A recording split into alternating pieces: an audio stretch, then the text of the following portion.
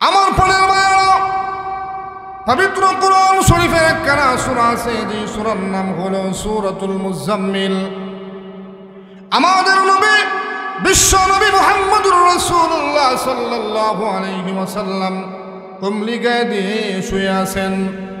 মহান আল্লাহ সূরাতুল মুজাম্মিলের মধ্যে বলেন, ইয়া আইয়ুহাল মুজাম্মিল, ও কমলিওয়ালা পয়গম্বর, কুমিল লাইলা ইল্লা কলিলা, সারা রাত আপনাকে ঘুমানোর জন্য দেওয়া হয় নাই, রাত্রের কিছু অংশে আপনি আল্লাহর ইবাদত করুন, কুদরতি পায়ের মধ্যে সাজদা করুন। শুধু এই সূরাটা না, পবিত্র কোরআনে আরেকখানা সূরা আছে, যে সূরার নাম হলো সূরাতুল মুদ্দাসসির।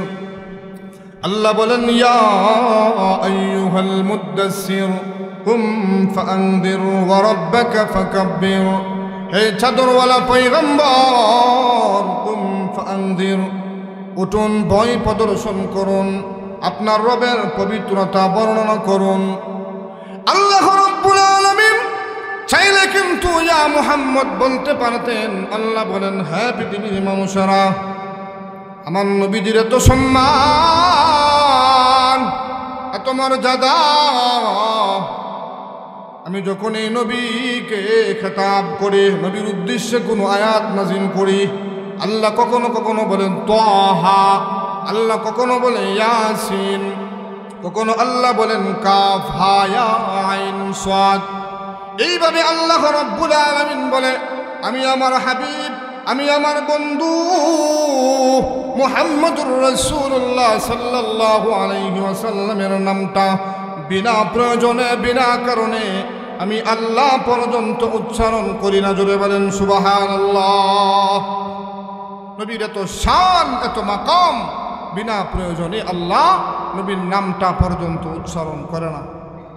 4 জায়গার মধ্যে আল্লাহ রাব্বুল আলামিন আমাদের নবীর নামটা এনেছেন। এখানেও যে এনেছেন ঐতিহাসিক এক কারণের, ঐতিহাসিক এক ঘটনাকে কেন্দ্র করে আল্লাহ এখানে নবীর নামটা উচ্চারণ করেছেন। জুড়ে বলেন ঠিক কিনা? মুহতারাম হাজিরিন, আমাদের নবী বিশ্ব নবী মুহাম্মদুর রাসূলুল্লাহ সাল্লাল্লাহু আলাইহি ওয়াসাল্লামকে আল্লাহ রাব্বুল আলামিন হায়াত দিয়েছিলেন 63 বছর। জুড়ে বলেন ঠিক কিনা? এই 63 বছর হায়াত আবার 2টা ভাগ, একটা হলো ক্বাবলান নবুয়ত আর একটা হলো বাদান নবুয়ত। একটা হলো নবুয়ত প্রাপ্তির পূর্বের জীবন আর একটা হলো নবুয়ত প্রাপ্তির পরের জীবন। 40 বছর যাবত নবী শুধু নবী ছিলেন, নবীওয়ালা দায়িত্ব দেওয়া হয়েছে 40 বছর একদিন হওয়ার পরে। জুড়ে বলেন ঠিক কিনা? নবুয়ত পাওয়ার পূর্বে নবীজি সকলের কাছে প্রিয়, খ্যাতমান, নন্দিত। মক্কার বেঈমান কাফেররাই উপাধি দিয়েছিল সুদুকুল আমিন, মুহাম্মদ সত্যবাদী, মুহাম্মদ বিশ্বাসী। ধরে বলেন ঠিক কিনা? যেই মাত্র নবীকে নবুয়ত দেওয়া হলো, নবী যখন এক আল্লাহর কালিমার দাওয়াত দিতে আরম্ভ করলেন, ইতিহাস প্রমাণ করে যেই লোকটার 40 বছরের ভিতরে কোনো একটা দুশ্মন নাই, সেই লোকটার দুশ্মনের আর অভাব নাই। জোরে বলেন ঠিক কিনা? সাল্লাল্লাহু আলাইহি ওয়াসাল্লাম মক্কার হায়াত জিন্দেগীর মধ্যে 13 বছর কালিমার দাওয়াত দিয়েছেন।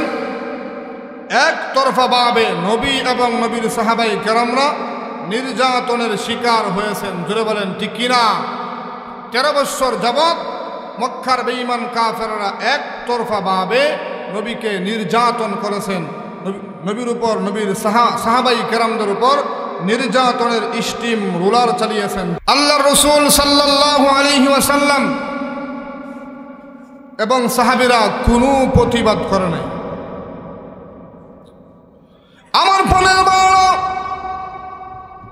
আল্লাহর পয়গম্বর বিশ্বনবী রাহমাতুল লিল আলামিনের সাহাবীদের উপর নির্যাতনের স্টিম রোলার চালানো হয়েছে।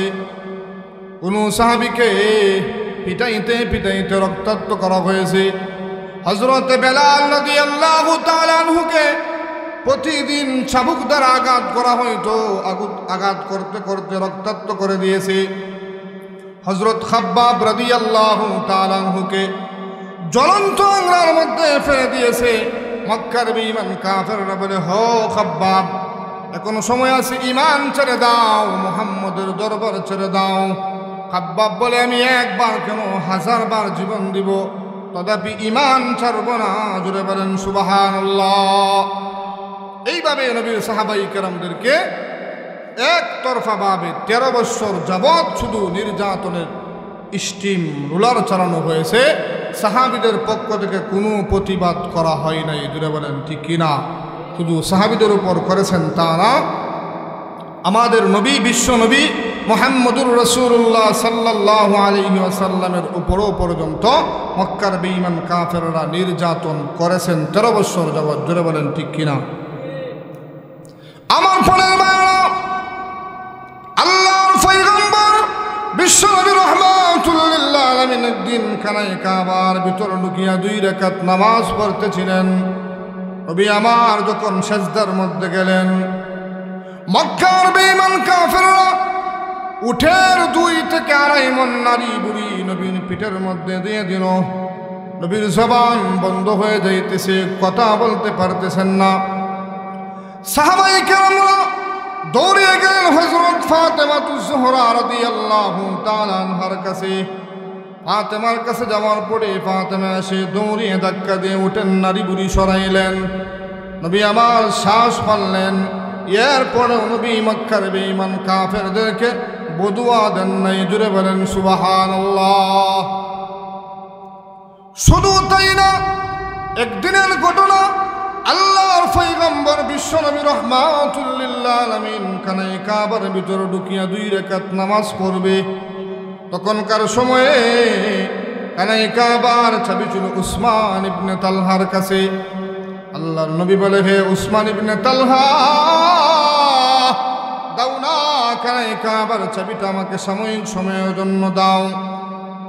আমি কেবলমাত্র 2 রাকাত নামাজ পড়ব, নামাজ পড়ে আবার তোমার চাবি তোমার হাতে ফেরত দিয়ে দিব।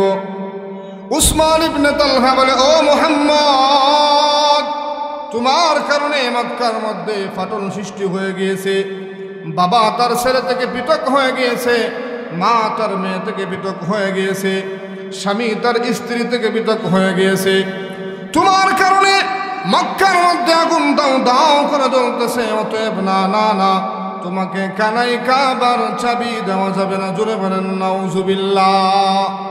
কি পরিমাণ নির্যাতন করেছেন! 2 রাকাত নামাজ পড়বে, এই সুযোগটা পর্যন্ত মক্কার বেঈমান কাফেররা দিল না।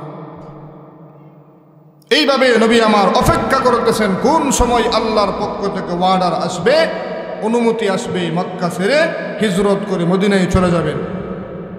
একদিন হযরত আবু বকর সিদ্দিক রাদিয়াল্লাহু তাআলা আনহুকে বলে ফেললেন, আবু বকর, মনে হয় মক্কাতে আর বেশি দিন থাকতে পারবো না, হিজরত করতে হবে। যেই দিন আমি হিজরত করব, তুমি আমার হিজরতের সাথী হইবা। জোরে বলেন সুবহানাল্লাহ। এইদিকে মক্কার বেঈমান কাফেররা যতই নবীজির বিরুদ্ধে বলে সমালোচনা করে, মানুষেরা দলে দলে এসে কালিমা পড়ে মুসলমান হইতেছে। নবীর দল শুধু বাড়তেছে, বড় হইতেছে। জোরে বলেন সুবহানাল্লাহ। তারা মক্কার অলিতে গলিতে বলে, মুহাম্মদ পাগল, তোমরা মুহাম্মদের দরবারে যেও না। এইভাবে তখনকার সময়ে মক্কার লিডার, বড় বড় নেতারা বলে, মুহাম্মদ পাগল, মুহাম্মদের দরবারে যেও না। মানুষেরা আল্লাহর রসুলের দরবারে এসে নবীজির চেহারা দেখে কালিমা পড়ে মুসলমান হয়ে যায়। জোরে বলেন সুবহানাল্লাহ। একটা পর্যায়ে মক্কার বেঈমান কাফেররা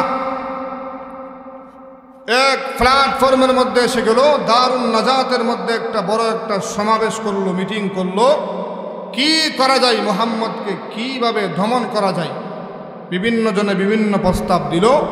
শেষ পর্যায়ে আবু জাহেল প্রস্তাব দিল যে প্রত্যেক গোত্র থেকে কিছু সাহসী যুবকদেরকে যাচাই বাছাই করে আমরা আনবো, মুহাম্মদ গড় থেকে বের হবে, মুহাম্মদকে আমরা হত্যা করে ফেলবো। জোরে বলেন নাউজুবিল্লাহ। আল্লাহর হাবিব সাল্লাল্লাহু আলাইহি ওয়াসাল্লাম অপেক্ষা করতেছেন কোন সময় আল্লাহর পক্ষ থেকে ওয়ার্ডার আসবে, মক্কা ছেড়ে মদিনায় হিজরত করবে।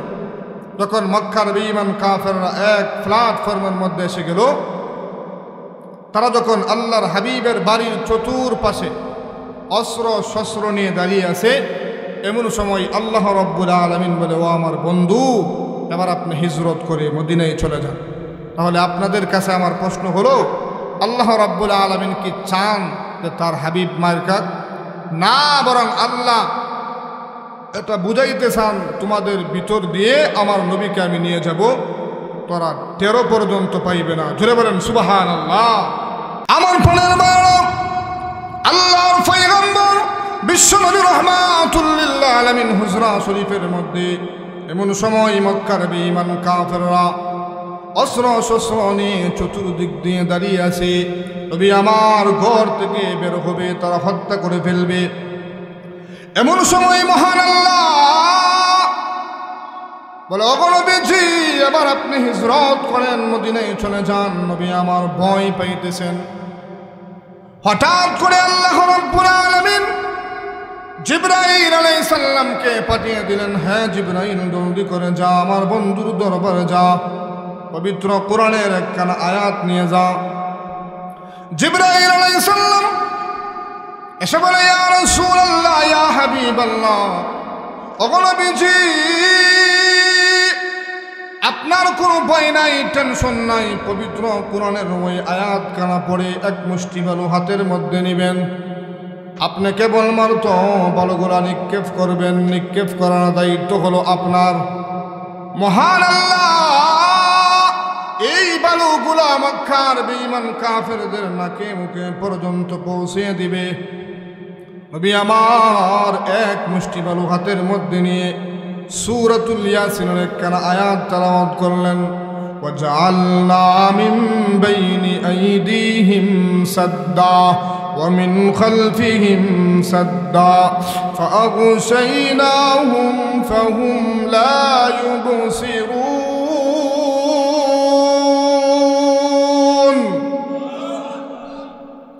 আল্লাহর হাবিব এই আয়াত কানা পড়ে এক মুষ্টি বালু হাতের মধ্যে নিয়ে নবী আমার বালুগুলা নিক্ষেপ করলেন।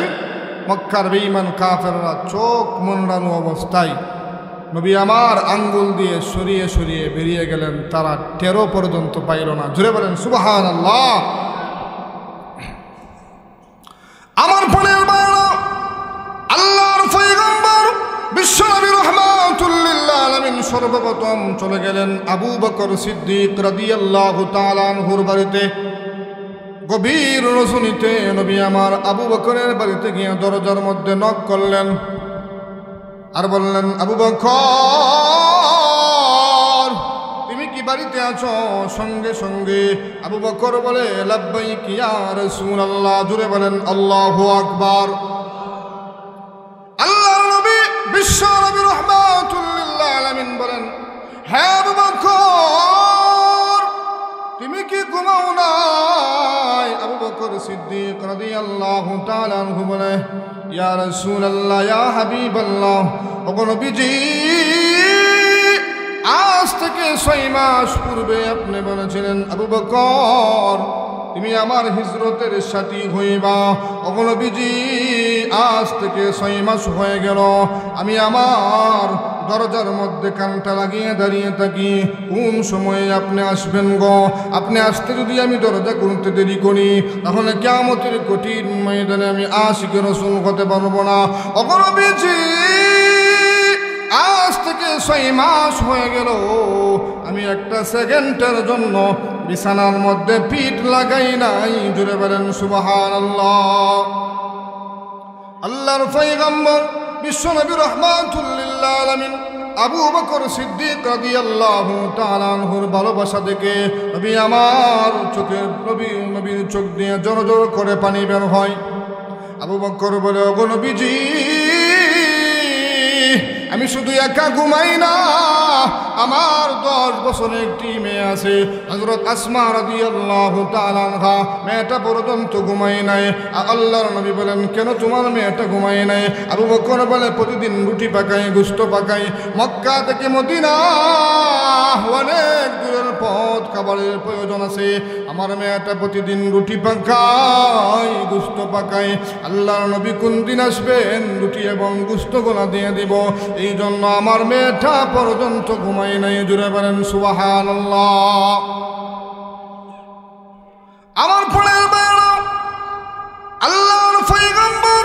বিশ্বনবী রাহমাতুল লিল আলামিন বলে, হে আবু বকর, দেরি করা যাবে না।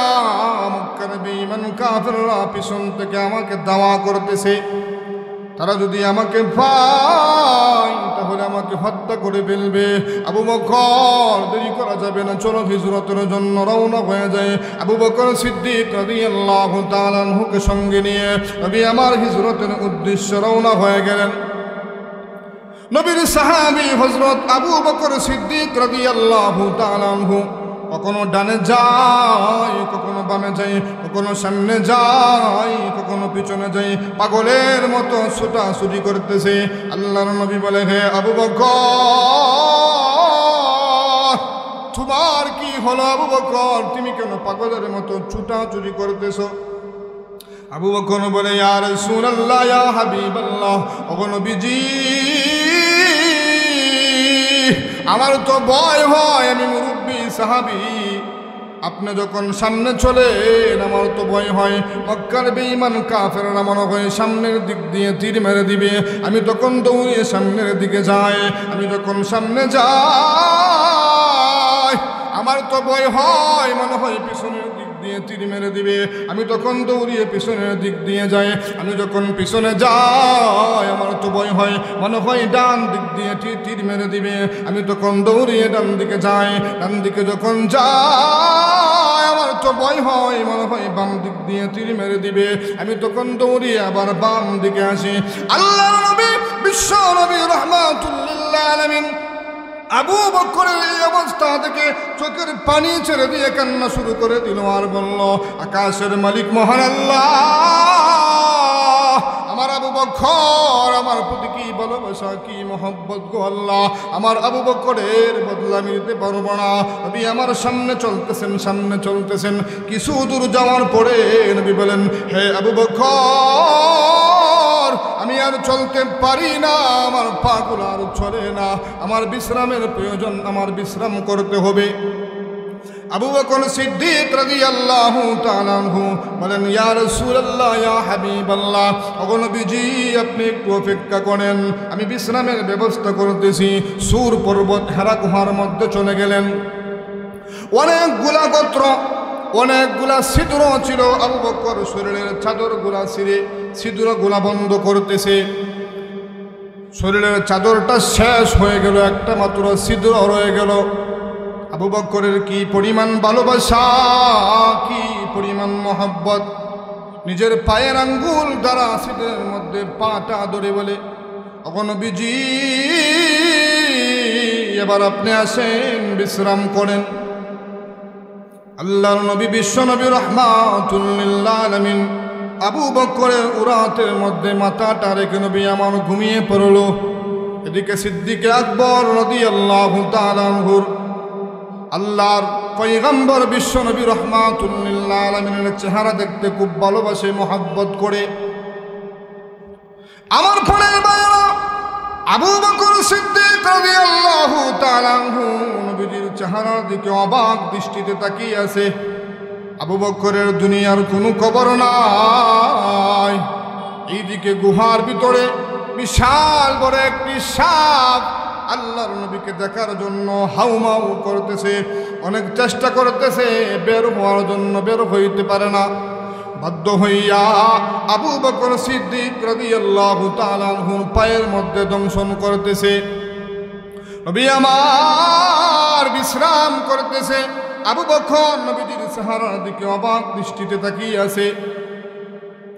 আবু বকর সিদ্দিক রাদিয়াল্লাহু তাআলা আনহুকে সাপ দংশন করতেছে। চোখ দিয়ে পানি বের হয়ে অজান্তেই নবীজির গাল মুবারকের মধ্যে পড়ে গেল। নবীজির ঘুমটা ভেঙে গেল। নবী আমার বলে, হে আবু বকর, তোমার কি হলো আবু বকর? আবু বকর বলে, ইয়া রাসূলুল্লাহ, ইয়া হাবিবাল্লাহ, ওগো নবীজি, আমি বলতে পারি না। আল্লাহর নবী বলে, আবু বকর, তুমি পাটা সরাও। যেই মাত্র আবু বকর পাটা সরাইলেন, অমনি দেখেন বিশাল বড় একটি সাপ দাউ দাউ করে চেয়ে আছে। সাপ বলে, ইয়া রাসূলুল্লাহ, ইয়া হাবিবাল্লাহ, ওগো নবীজি, অনেক দিন যাবত আপনাকে দেখার জন্য অপেক্ষা করতেছি, কি করব? আপনার সাহাবী আবু বকর আমাকে দেখতে দেই না, আমি বাধ্য হইয়া আবু বকরকে একবার দংশন করলাম। নবী আমার তার লালা মুবারক খানা বের করে আবু বকরের হাতের মধ্যে দিল আর বলল, আবু বকর তুমি শরীরের মধ্যে মালিশ করো, তোমার পায়ের মধ্যে মালিশ করো। আবু বকর সিদ্দিক রাদিয়াল্লাহু তাআলা আনহু মালিশ করতে দেরি হয়েছে, জনমের মতো সুস্থ হতে একটা সেকেন্ডও দেরি হয় নাই। জোরে বলেন সুবহানাল্লাহ। এই আবু বকর সিদ্দিক রাদিয়াল্লাহু তাআলা আনহু কি পরিমাণ আল্লাহর হাবিবকে মোহাব্বত করতেন, ভালোবাসতেন, যে নজির আবু বকর সিদ্দিক রাদিয়াল্লাহু তাআলা আনহু দেখিয়েছেন। এই উম্মত কিয়ামত পর্যন্ত এই নজির দেখাইতে পারবে না। জোরে বলেন ঠিক কিনা?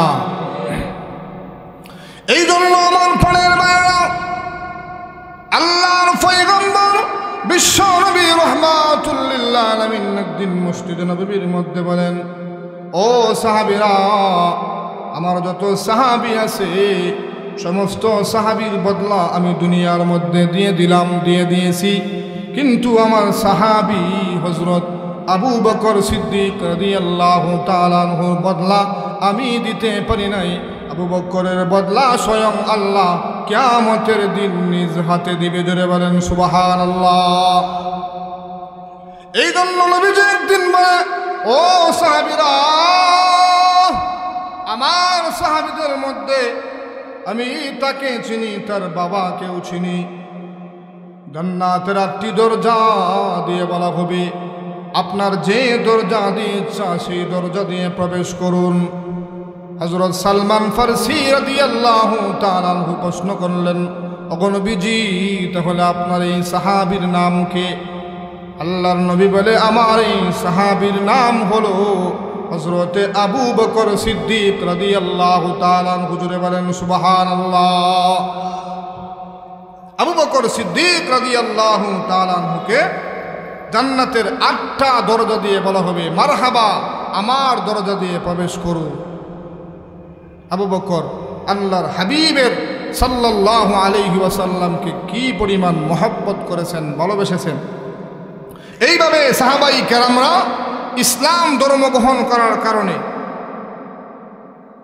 এইভাবে আল্লাহর হাবিবের ধর্ম গ্রহণ করার কারণে, ইমানের কারণে সাহাবাই কেরামদেরকে নির্যাতন করা হয়েছে। সাহাবীরা তো এমন ছিলেন, সব ছাড়তে রাজি, মাগার ইমান ছাড়তে রাজি না। জোরে বলেন ঠিক কিনা? তাই আসুন, সাহাবী কাকে বলা হয়? যারা ইমান অবস্থায় আল্লাহর রসুল সাল্লাল্লাহু আলাইহি ওয়াসাল্লামকে দেখেছেন এবং যারা ইমান অবস্থায় মৃত্যুবরণ করেছেন তাদেরকেই বলা হয় সাহাবী। জোরে বলেন ঠিক কিনা? অনেক সাহাবী এরকম ছিলেন যারা অন্ধ সাহাবী, যেমন আব্দুল্লাহ ইবনে মাকতুম রাদিয়াল্লাহু তাআলা আনহু। এই ব্যাখ্যায় আবার আব্দুল্লাহ ইবনে মাকতুম রাদিয়াল্লাহু তাআলা আনহু পড়ে না, তাই আরেকটা ব্যাখ্যা করা হয়েছে, আল্লাহর রসুল সাল্লাল্লাহু আলাইহি ওয়াসাল্লাম যাদেরকে ইমান অবস্থায় দেখেছেন, যারা ইমান অবস্থায় মৃত্যুবরণ করেছেন তাদেরকেও বলা হয় সাহাবী। জোরে বলেন ঠিক কিনা? নবীর একজন সাহাবী যার নাম ছিল আব্দুল উজ্জা, যিনি ইসলাম ধর্ম গ্রহণ করার পরে নাম রাখা হয়েছে আব্দুল্লাহ।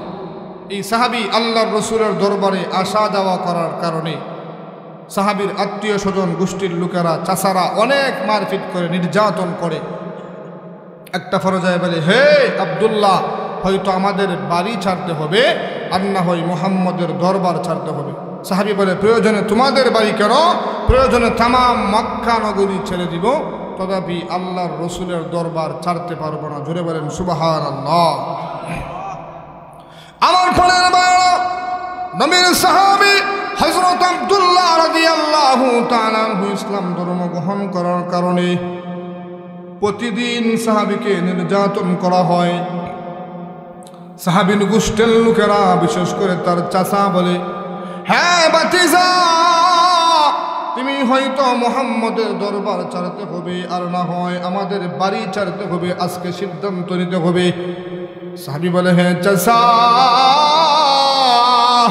প্রয়োজনে তোমাদের বাড়ি কেন, তামাম মক্কা নগরী ছেড়ে দিব, তথাপি আল্লাহর নবীর দরবার একটা সেকেন্ডের জন্য ছাড়তে পারবো না। জোরে বলেন সুবহানাল্লাহ। এবার হযরত আব্দুল্লাহ রাদিয়াল্লাহু তাআলা আনহুকে বাড়ি থেকে বের করে দেওয়া হলো। গভীর রজনীতে আল্লাহর নবী বিশ্ব নবী রাহমাতুল লিল আলামিন হুজরা শরীফ থেকে বের হলেন। দেখেন একজন লোক বাঁকা হয়ে দাঁড়িয়ে আছে, সোজা হয়ে দাঁড়াইতে পারে না, কোনো রকম লজ্জাস্থানটা ডেকে দাঁড়িয়ে আছে। আল্লাহর পয়গম্বর বিশ্ব নবী রাহমাতুল লিল আলামিন বলে, কে তুমি, কি তোমার পরিচয়?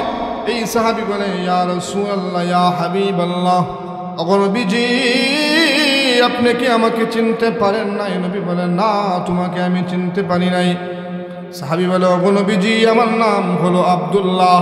নবী আমার বলে, কোন আব্দুল্লাহ? সাহাবী বলে, কিছুদিন পূর্বে আমি ইসলাম ধর্ম গ্রহণ করেছিলাম, আমার নাম ছিল আব্দুল উজ্জা, আপনি আমার নামটা পরিবর্তন করে রেখেছেন আব্দুল্লাহ।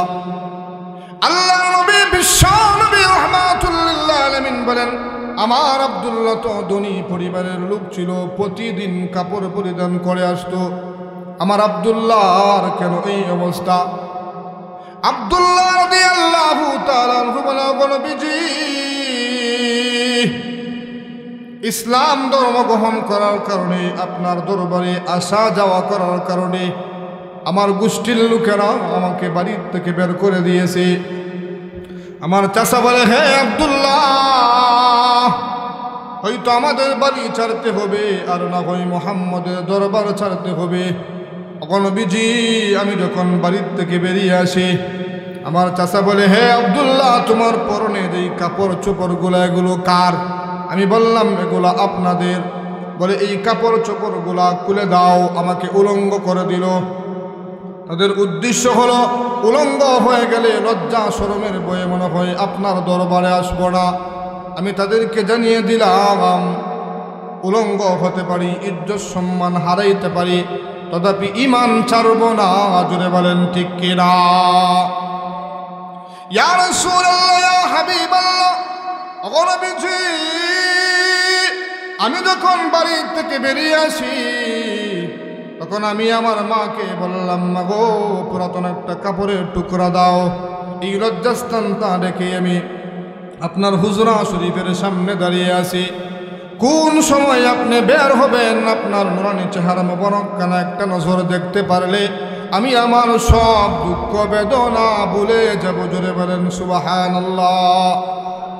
আল্লাহর নবী আব্দুল্লাহর করুণ কাহিনী শুনে নবীজির চোখ দিয়ে জোর জোর করে পানি বের হইতেছে।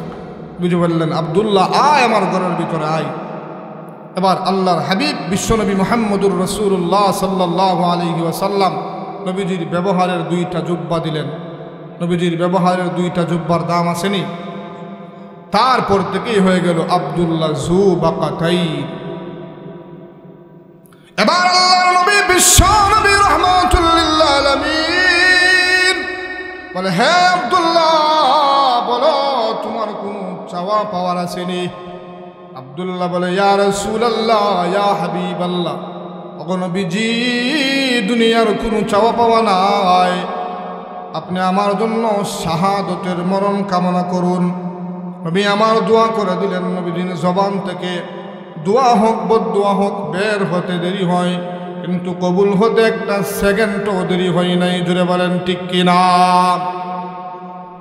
তবুকের যুদ্ধের ময়দানে হযরত আব্দুল্লাহ রাদিয়াল্লাহু তাআলা আনহুকে সঙ্গে নিয়ে নবী আমার রওনা হলেন। দুঃখের বিষয়ে যুদ্ধটা হলো না, প্রতিমধ্যে ফিরে আসতেছেন। রাস্তার মধ্যে আব্দুল্লাহ অসুস্থ হয়ে গেল, ইন্তেকাল হয়ে গেল, মারা গেল। নবী আমার বলল, ও সাহাবীরা কাফনের ব্যবস্থা করো। আল্লাহর রাসূল নিজে জানাজার নামাজ পড়াইলেন। লাশ নিয়ে কবরের পার যায়। নবী যখন পিছনে পিছনে যায়, কবরের পার যাওয়ার পরে বলি, ও সাহাবীরা কেউ কবরে নামবে না, আমি আমার আব্দুল্লাহর কবরে নামবো। আমি আমার আব্দুল্লাহর কবরে নামে লাশটা ওইভাবে হাতের মধ্যে নিলেন। লাশটা ওইভাবে উঁচা করে বলে, হে আল্লাহ আমি আব্দুল্লাহর প্রতি খুশি, তুমিও খুশি হয়ে যাও। আল্লাহ আমার কুল থেকে এই লাশটা তোমার কুলের মধ্যে স্থানান্তরিত করলাম, তুমি আব্দুল্লাহর সাথে ভালো ব্যবহার করিও। এই দৃশ্য দেখে সাহাবায়ে কেরামরা মাটিতে গইরায় পড়ে কান্না শুরু করে দিল। বিশেষ করে সাদ ইবনে আবি ওয়াক্কাস রাদিয়াল্লাহু তাআলা আনহু বলে, আব্দুল্লাহ রে, তোর ভাগ্য কত ভালো, এখানে আল্লাহর নবী বলতেছে আমি খুশি, আল্লাহ তুমিও খুশি হয়ে যাও। এই লাশটা যদি থর না হয়ে আমি সাদ ইবনে আবি ওয়াক্কাসের হতো, তাহলে আমি সাদ ইবনে আবি ওয়াক্কাসের জীবনটা ধন্য হয়ে যাইত। জোরে বলেন সুবহানাল্লাহ। এইভাবে ইসলামের জন্য, দ্বীনের জন্য সব ছাড়তে রাজি, ঈমান ছাড়তে রাজি না। জোরে বলেন ঠিক কিনা? যদি আমাদেরকে সারা পৃথিবী একদিকে এনে দেওয়া হয় আর যদি বলা হয় ঈমান ছেড়ে দাও, তাহলে কি ঈমান ছেড়ে দিবেন? সারা পৃথিবীকে লাথি মেরে আল্লাহর কোরআন এবং বিশ্বনবীকে বুকের মধ্যে জড়িয়ে নিব, তথাপি ঈমান ছাড়ব না। জোরে বলেন ঠিক কিনা?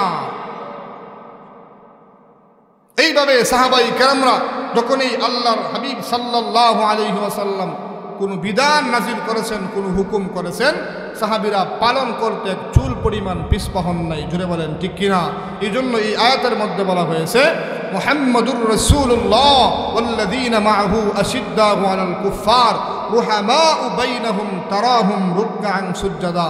সাহাবাই কেরামরা একে অপরের প্রতি একবারে নরম, সহানুভূতিশীল এবং কাফেরদের বেলায় অত্যন্ত কঠোর। জোরে বলেন ঠিক কিনা? আজকে আমাদের অবস্থা হলো আমরা মুসলমানদের একে অপরের বেলায় কঠোর, বেদিনদের বেলায় আমরা একবারে নরম। জোরে বলেন ঠিক কিনা? আমরা এক মুসলমান অপর মুসলমানের ব্যাপারে সহানুভূতিশীল, একবারে নরম হতে হবে, কিন্তু কাফেরদের বেলায়, কুফফারের বেলায় অত্যন্ত কঠোর হতে হবে। জোরে বলেন ঠিক কিনা? আমার পরে এক যুদ্ধের ময়দানে আল্লাহর হাবিব সাল্লাল্লাহু আলাইহি ওয়াসাল্লাম তিনজন সেনাপতি নিযুক্ত করলেন। সর্বপ্রথম একজন সেনাপতির নাম বললেন, যার নাম হলো যায়েদ ইবনে হারেসা রাদিয়াল্লাহু তাআলা আনহু। আল্লাহর নবী বলেন তিনি যুদ্ধের ময়দানে 1 নম্বর সেনাপতি। 2 নম্বর সেনাপতি জাফর ইবনে আবি তালিব রাদিয়াল্লাহু তাআলা আনহুকে বললেন তিনি হবে 2 নম্বর যুদ্ধের সেনাপতি। 3 নম্বর সেনাপতি হলেন আব্দুল্লাহ ইবনে রাওয়াহা রাদিয়াল্লাহু তাআলা আনহু। এই 3 জনকে আল্লাহর রাসূল এক যুদ্ধের ময়দানে 3 জন সেনাপতি নিযুক্ত করলেন। তাদেরকে বললেন, যাও তোমরা বাড়িতে যাও, বিদায় নিয়ে আসো। বাড়িতে যাওয়ার পরে বিদায় নিয়ে তোমরা জিহাদের ময়দানে চলে যাইবা। নবীর সাহাবী হযরত যায়েদ ইবনে হারেসা রাদিয়াল্লাহু তাআলা আনহু বলে, ইয়া রাসূলুল্লাহ, ইয়া হাবিবাল্লাহ, ওগো নবীজি, আমার তো বাড়িতে যাওয়ার প্রয়োজন নাই, কারণ আমি হলাম আপনার পালক পুত্র, আপনি আমার বাবা। আমার মা হযরত আয়েশা সিদ্দিকা রাদিয়াল্লাহু তাআলা আনহা পাশেই হুজরাখানা। আমার মাও কিন্তু শুনতেছেন, আমার তো বাড়িতে যাওয়ার প্রয়োজন নাই, অনুমতির প্রয়োজন নাই। 2 নম্বর সাহাবী হযরত আব্দুল্লাহ ইবনে রাওয়াহা রাদিয়াল্লাহু তাআলা আনহু নতুন বিবাহ করেছেন, আজকে বাসর রাত ছিল। হযরত আব্দুল্লাহ ইবনে রাওয়াহা রাদিয়াল্লাহু তাআলা আনহু দৌড়ে বাড়িতে চলে গেলেন। গিয়া দেখেন স্ত্রী কোরআনের তেলাওয়াত করে সালাম দিলেন, আসসালামু আলাইকুম ওয়া রাহমাতুল্লাহ। হে প্রাণের স্ত্রী, কিছুক্ষণের জন্য তেলাওয়াতটা বন্ধ করুন।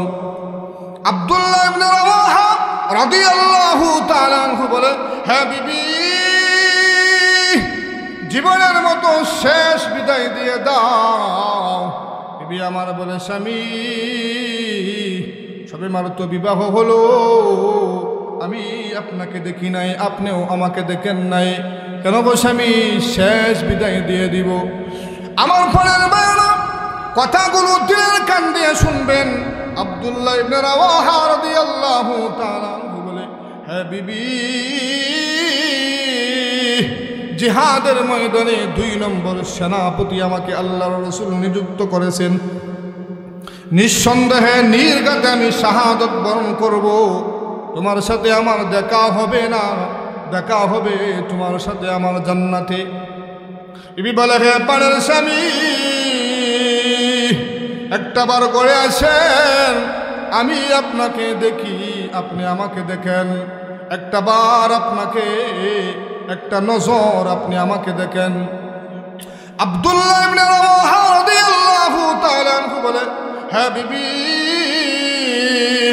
এই মুহূর্তে যদি আমি এখন ঘরের ভিতরে ঢুকি তাহলে তোমার প্রতি ভালোবাসা বেড়ে যাবে।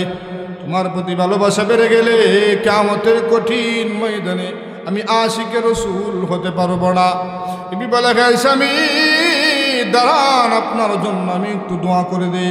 স্ত্রী পর্দার আড়াল থেকে দুইটা হাত তুলে দোয়া করে বলে, হ্যাঁ প্রভু, আহকামুল হাকিমিন আল্লাহ, আমার স্বামীকে গাজী বানাইয়া আবার আমার কুলে ফিরাইয়া দিও।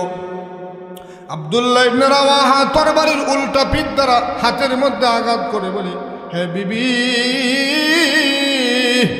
এই পাগলামি উল্টা পাল্টা দোয়া করিও না, এই দোয়া কিন্তু আল্লাহ কবুল করবে না। নির্ঘাত আমি শাহাদত বরণ করব, এতে কোনো সন্দেহ নাই। হে বিবি, বিদায় দে, জীবনের শেষ বিদায় দে। এই বলে আব্দুল্লাহ ইবনে রাওয়াহা জিহাদের ময়দানের উদ্দেশ্যে রওনা হয়ে গেলেন। বিবি কান্দে আর বলে, আল্লাহ, কোন পরীক্ষার মধ্যে ফাল্লা, আজকে আমার তো বিবাহ হলো, স্বামীকে দেখি নাই, স্বামীকে চিরদিনের জন্য হারাইতে হবে। ওই দিকে জাফর ইবনে আবি তালিব রাদিয়াল্লাহু তাআলা আনহু বাড়িতে চলে গেলেন। বাড়িতে গিয়া বলে, হে বিবি,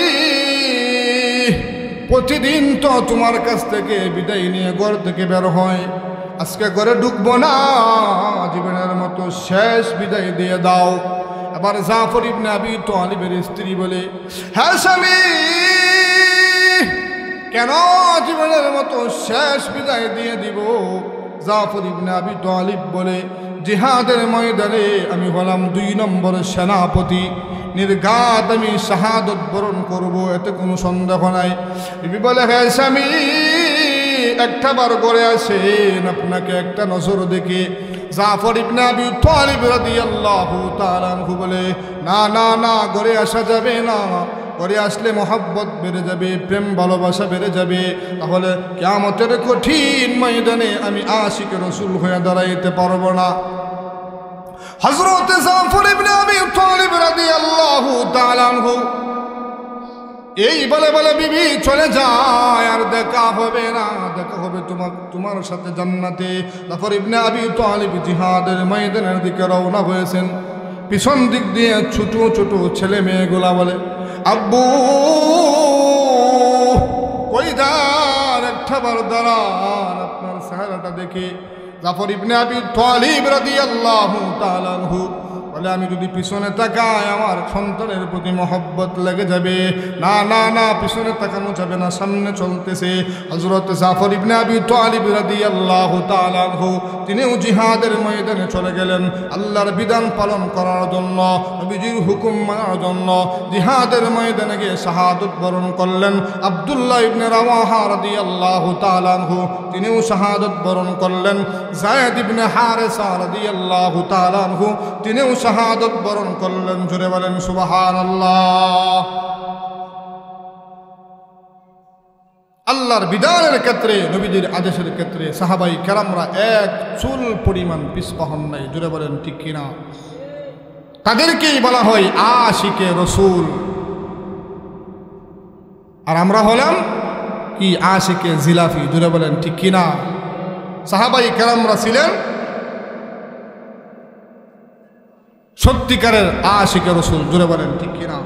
এই জন্য সাহাবীদের সম্পর্কে আল্লাহ রাব্বুল আলামিন পবিত্র কুরআনের আয়াত নাযিল করেছেন। আল্লাহ বলেন, রাদিয়াল্লাহু আনহুম ওয়া রাদু আন।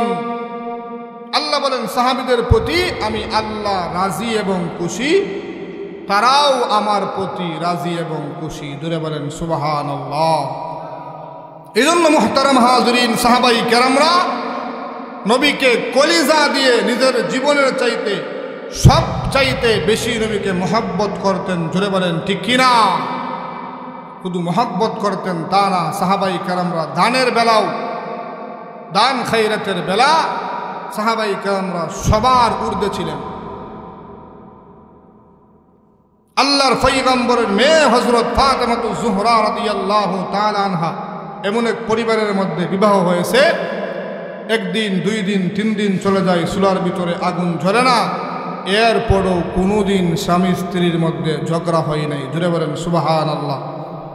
আমাদের বর্তমান স্বামী স্ত্রী হলে ঝগড়ার শেষ হইত না, তার একমাত্র কারণ হলো তাদের ভিতরে ছিল আল্লাহর ভয় এবং তারা নবীর সুন্নত তরিকার উপর জীবনযাপন পরিচালনা করত। এই কারণেই তাদের কোনোদিন ঝগড়া হয় নাই। জুড়ে বলেন ঠিক কিনা? আমার ফলের আল্লাহর পয়গম্বর বিশ্ব নবী রাহমাতুল লিল আলামিনের মেয়ে হযরত ফাতেমাতুজ জোহরা রাদিয়াল্লাহু তাআলা আনহা, এই পরিবারকে আহলে বায়াত পরিবার বলা হয়। 3 দিন হয়ে গেল, এখনো চুলার ভিতরে আগুন জ্বলে না। হযরত হাসান হুসাইন রাদিয়াল্লাহু তাআলা আনহুমা চোখের পানি ছেড়ে দিয়ে কান্না শুরু করে দিয়েছে। হাসান হুসাইন বলে, মা গো, একটা রুটি দাও, 2 ভাইয়ে ভাগ করে খাবো। হযরত ফাতেমাতুজ জোহরা রাদিয়াল্লাহু তাআলা আনহা বলে, এ হাসান, এ হুসাইন, ঘরের ভিতরে কোনো খাবারের ব্যবস্থা নাই, কোথায় থেকে তোদেরকে রুটি দিব? হযরত ফাতেমাতুজ জোহরা রাদিয়াল্লাহু তাআলা আনহার ঘরের ভিতরে 3 দিন হয়ে গেল ভাই, চুলার ভিতরে আগুন জ্বলে না, খাবারের কোনো ব্যবস্থা নাই। আল্লাহর পয়গম্বর বিশ্ব নবী রাহমাতুল লিল আলামিন ফাতেমার বাড়িতে আসলেন, দরজার মধ্যে নক করলেন আর বললেন, হ্যাঁ মা ফাতেমা, দরজা খুলে দাও। এইভাবে নবী আমার 1 বার 2 বার 3 বার ডাক দিলেন, কোনো আওয়াজ নাই। হঠাৎ করে ঘরের ভিতর থেকে কান্নার আওয়াজ শোনা যায়। আল্লাহর নবী বলে, হে মা ফাতেমা, কি হলো, দরজা কেন খুলো না? হযরত ফাতেমা বলে, আব্বা, ঘরের ভিতরে দরজা খোলার মতো কোনো পরিবেশ নাই। আমি ফাতেমা এমন একটা কাপড় পরিধান করে আছি, লজ্জাস্থান ডাকলে মাথা ডাকতে পারি না, মাথা ডাকলে লজ্জাস্থান ডাকতে পারি না। এবার আল্লাহর পয়গম্বর রাহমাতুল লিল আলামিন নবী নিজের শরীরের চাদরটা দিলেন, এই মানে এই চাদর দ্বারা শরীরটাকে আবৃত করে তারপরে দরজা খোলো। দরজা খুলে দেওয়া হলো। হযরত হাসান হুসাইন রাদিয়াল্লাহু তাআলা আনহুমা দুজন দৌড়িয়ে আল্লাহর পয়গম্বরের কাছে এসে বলে, হে নানা, আজকে 3 দিন হয়ে গেল, ঘরের ভিতরে খাবারের কোনো ব্যবস্থা নাই, চুলার ভিতরে আগুন জ্বলে না। নানা গো, আর কতদিন না খেয়ে থাকবো? আমাদের পাশের বাড়ির মানুষ প্রতিদিন রুটি খাই, গোশত খায়। হে নানা, বরদাস্ত হয় না, সহ্য করতে পারি না। তবে আমার বলে, হে ফাতেমা, তোমার ঘরে 3 দিন যাবৎ চুলায় আগুন জ্বলে না, আমি বিশ্বনবীর ঘরে আজকে 10 দিন যাবৎ আগুন জ্বলে না। জুড়ে বলেন আল্লাহু আকবার। আল্লাহর পয়গম্বর বিশ্বনবী রাহমাতুল লিল আলামিন চোখের পানি ছেড়ে দিয়ে কান্না শুরু করে দিল।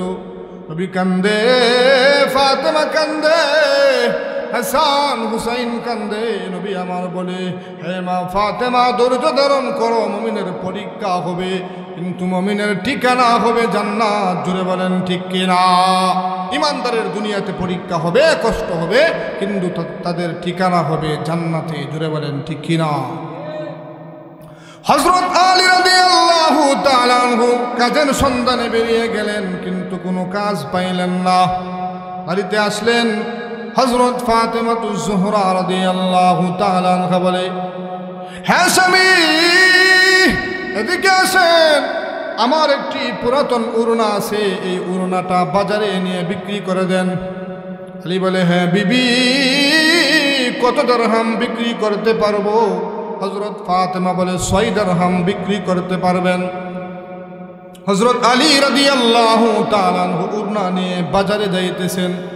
রাস্তার মধ্যে আগন্তুক একজন মুসাফির বলে, হ্যাঁ ভাই আলী, কোথায় যাও? বাজারে যাই। কেন বাজারে যাও? পুরাতন উরনা বিক্রি করব। কত দিরহাম বিক্রি করবা? 6 দিরহাম বিক্রি করব। এবার এই 6 দিরহাম দ্বারা আগন্তুক মুসাফির উরনাটা খরিদ করে নিল। জুড়ে বলেন সুবহানাল্লাহ। এই 6 দিরহাম নিয়ে বাজারে ঢুকবে, এমন সময় আরেকজন মুসাফির ব্যক্তি এসে বলে, হে ভাই আলী, তোমার কাছে কিছু আসেনি? থাকলে আমাকে দান করো, সাহায্য করো। আমার পরিবারের ভিতরে আজকে 1 সপ্তাহ যাবৎ চুলার ভিতরে আগুন জ্বলে না, খাবারের কোনো ব্যবস্থা হইতেছে না। হযরত আলী বলে, ভাই আমার ঘরেও 3 দিন হয়ে গেল, চুলায় আগুন জ্বলে না, খাবারের কোনো ব্যবস্থা হইতেছে না। যেহেতু তোমার ঘরে 1 সপ্তাহ যাবৎ পাকশাক হয় না, তাহলে আমার থেকে তোমার সন্তানগুলা আর বেশি ক্ষুধার্ত নও, তোমাকে আমি 6 দিরহাম দান করে দিলাম। জুড়ে বলেন সুবহানাল্লাহ। উরনা বিক্রি করলো 6 দিরহাম, দান করে দিল 6 দিরহাম। এবার 6 দিরহাম দান করে 6 টাকা দান করে আলী বাড়ির দিকে আসবে, এমন সময় দেখে একজন মুসাফির মানুষ সুন্দর একটি উট নিয়ে বাজারে ঢুকবে। হযরত আলী রাদিয়াল্লাহু তাআলা অবাক দৃষ্টিতে তাকিয়ে আছে। আগন্তুক মুসাফির বলে, ভাই হে আলী, তুমি আমার উটটা খরিদ করবানি? এবার আলী বলে, ভাই যেই লোকের ঘরের ভিতরে 3 দিন যাবৎ চুলার ভিতরে আগুন জ্বলে না, সেই লোক আবার উট কিভাবে খরিদ করবে? আমার পকেটে 1 টাকাও নাই। মুসাফির বলে, ভাই তোমার কাছে আমি বাকিতে বিক্রি করব, তুমি উট বিক্রি করে তারপরে আমার টাকা পরিশোধ করবে। বলে, কত দিরহাম বিক্রি করবেন? আগন্তুক মুসাফির বলে, 100 দিরহাম বিক্রি করব, তুমি আমার উট বিক্রি করে তারপরে আমার টাকা পরিশোধ করবা। জোরে বলেন সুবহানাল্লাহ। আমার পরের মুহূর্তের ভিতরে হযরত আলী রাদিয়াল্লাহু তাআলা আনহু 100 দিরহাম দ্বারা উটটা খরিদ করলেন, বাজারে ঢুকবেন। এমন সময় একজন মুসাফির আগন্তুক মুসাফির বলে, হে ভাই আলী, তোমার উটটা বড় সুন্দর, বিক্রি করবানি? বলে, হ্যাঁ বিক্রি করব। কত দিরহাম বিক্রি করবা? আমি 100 দিরহাম দ্বারা খরিদ করেছি, 160 দিরহাম বিক্রি করব। আগন্তুক মুসাফির ব্যক্তি 160 দিরহাম দ্বারা উটটা খরিদ করলো। 100 দিরহাম পাওনাদারকে দিয়ে দিল, আর অবশিষ্ট 60 দিরহাম রয়ে গেল। এই 60 দিরহাম নিয়ে বাজারে ঢুকলেন, বিশাল বাজার করলেন, বিশাল বড় বস্তা নিয়ে এবার বাড়িতে গেলেন, সালাম দিলেন, আসসালামু আলাইকুম ওয়া রাহমাতুল্লাহ। স্ত্রী দরজা করে দিলেন। হযরত ফাতেমাতুজ জোহরা রাদিয়াল্লাহু তাআলা আনহা বিশাল বড় অবস্থা দেখে বলে, হে স্বামী, এত টাকা কোথায় পেলেন? হযরত আলী ঘটনা খুলে বললেন। এবার ফাতেমাতুজ জোহরা রাদিয়াল্লাহু তাআলা আনহা বলে, হ্যাঁ বলেন স্বামী, আপনি যে ব্যবসা করেছেন, এই ব্যবসা হালাল হবে নাকি হারাম?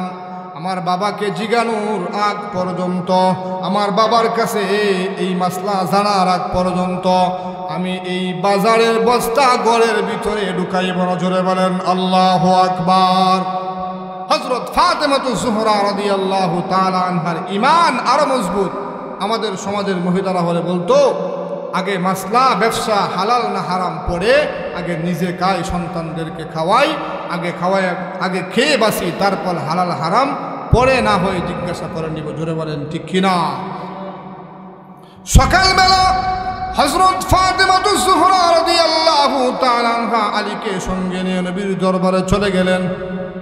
আল্লাহর নবী মুস্কি মুস্কি হাসতেছেন। নবীকে আল্লাহ জিবরাইলের মাধ্যমে আগে জানিয়ে দিলেন। জোরে বলেন সুবহানাল্লাহ। হযরত ফাতেমাতুজ জোহরা রাদিয়াল্লাহু তাআলা আনহা বলে, হে বাবা, আমার স্বামী গতকালকে এরকম ভাবে ব্যবসা করেছে। আল্লাহর পয়গম্বর বলে, আলী, তুমি যে উনাটা বিক্রি করলা, জানোনি কার কাছে বিক্রি করেছ?